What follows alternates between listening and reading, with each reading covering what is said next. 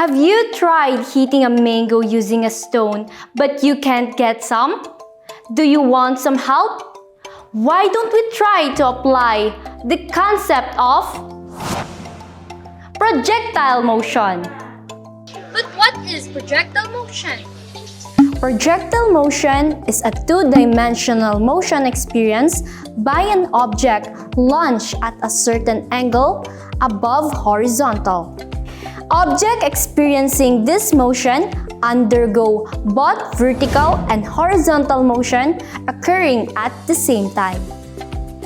Take note that under projectile, air resistance is neglected and gravity is the only force acting on the object.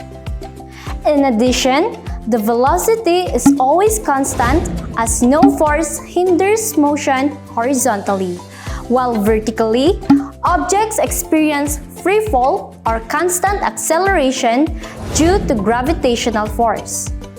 Hence, when you want to hit a mango or shoot rolled paper into the trash bin, you must consider the trajectory or the path of the object.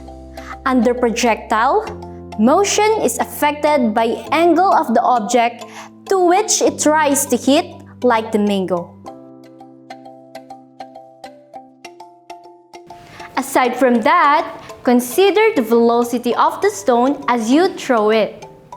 Object with low velocity will result to shorter range, which will make you miss your target.